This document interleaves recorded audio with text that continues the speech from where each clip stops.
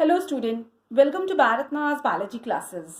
मैं हूं रत्ना सिन्हा और आज हम डिस्कस करेंगे प्लांट सेल। पिछले वीडियो में हमने एक एनिमल यूकैरियोटिक सेल को काफ़ी अच्छे से समझा था। आज हम समझेंगे प्लांट जो है उसका eukaryotic plant cell.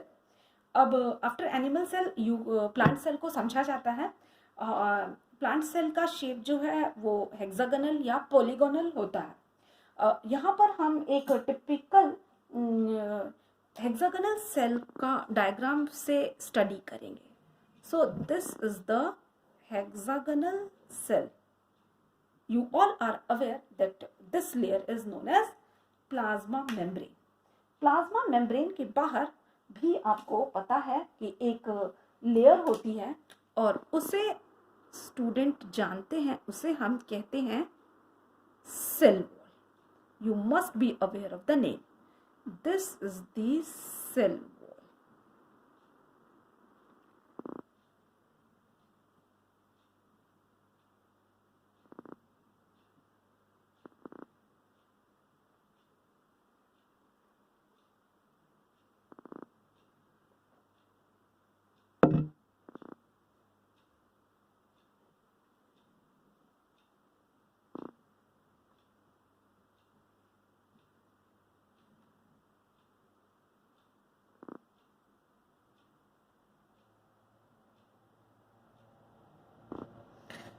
This is the outermost layer is the cell wall.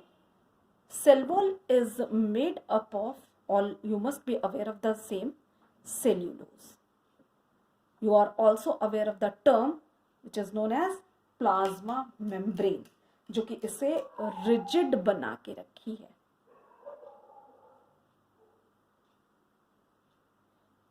जब हम इसको ड्रॉ कर रहे हैं तो यहाँ पर हमने कंटिन्यूटी को तोड़ दिया है. ये कंटिन्यूटी को तोड़ने का मतलब ये नहीं है कि ये टूटा हुआ होता है. यहाँ पर थोड़े से सेलुलोज एब्सेंट होते हैं एंड दिस इज पिट. पिट का बेसिक सिग्निफिकेंस ये होता है, it helps in exchange of substance.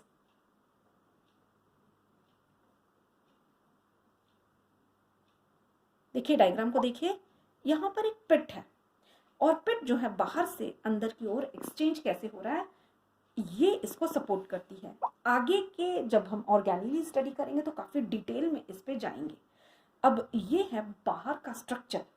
अब यू मस्ट बी अवेयर कि अगर प्लांट सेल है तो न्यूक्लियस थोड़ी सी पेरिफेरी में होती है and the main area is occupied by vacuole. और ये है vacuole and vacuole is filled with water with mineral. और ऐसा होने की वजह से, यहाँ पे फ्लूइड होने की वजह से हम इस चीज को कहते हैं सैप. वैक्यूल का ये सैप है. और अब वैक्यूल अगर बीच में है तो न्यूक्लियस थोड़ा सा पेरिफेरी में आ जाता है और न्यूक्लियस का डायग्राम कुछ भी न्यू नहीं है, जैसा हमने पिछले क्लास में प्लांट सेल में किया था. ये सिमिलरली वैसा ही है.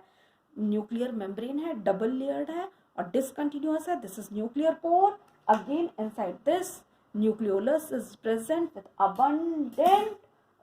अबंडेंट साइटोप्लाज्म एंड साइटोप्लाज्म के साथ न्यूक्लियोप्लाज्म. और यहाँ पर फाइनल फाइबर लाइक स्ट्रक्चर्स आपको पता है, क्रोमैटिन फाइबर है. अब दोबारा हम इसको लेबल नहीं कर रहे हैं. अब ये भी आपको अच्छे से पता है कि जो न्यूक्लियर मेम्ब्रेन है और न्यूक्लियर मेम्ब्रेन से पिंच आउट होकर के जो स्ट्रक्चर बनती है that is known as endoplasmic reticulum. And you are aware that it is of two types, that is smooth endoplasmic reticulum and rough endoplasmic reticulum. अब यहाँ पर इस तरह का स्ट्रक्चर जो है हम लोअर क्लास में भी पढ़ चुके हैं. अब नेक्स्ट जो है Golgi bodies are also present. Let me change the colour. Golgi bodies are also present.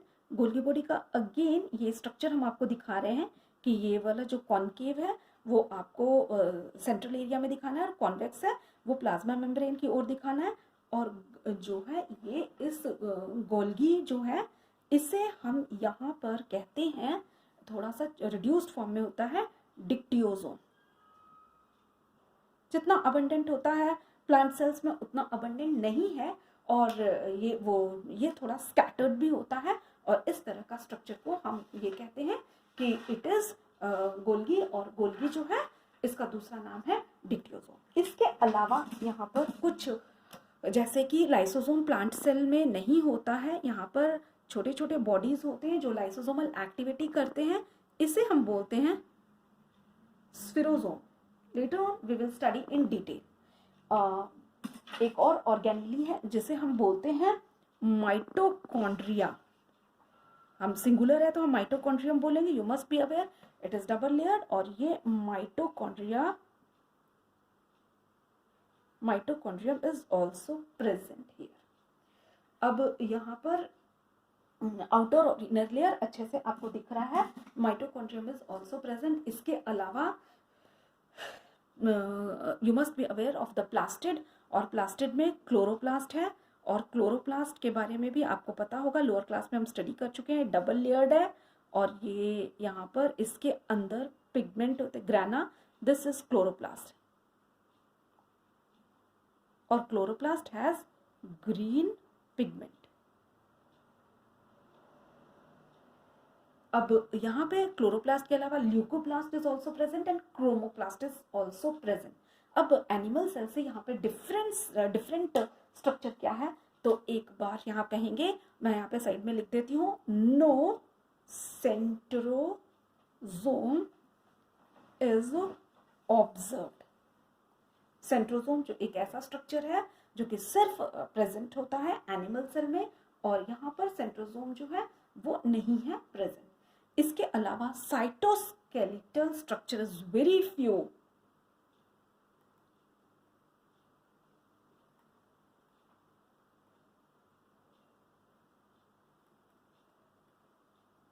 Cytoskeletal आपको पता होगा ट्यूबुलिन है और माइक्रोफिलामेंट है, इस तरह के स्ट्रक्चर्स यहाँ पर नहीं प्रेजेंट होते हैं। और एनिमल सेल से थोड़ा डिफरेंट यहाँ पे एक और स्ट्रक्चर है जिसे हम कहते हैं माइक्रोबॉडीज आर प्रेजेंट। और माइक्रोबॉडीज दो तरह के होते हैं, peroxisome and glyoxysome. So this is the structure of plant cell. In our later classes, in next videos, each organelle will be discussed individually because here we have to study only the plant cell. Later on में एक एक organelle, vacuole है, plasma membrane, chloroplast है, microbodies है, will discuss its function, its structure and its role in the metabolism. So this is the plant cell. In next video, I will come with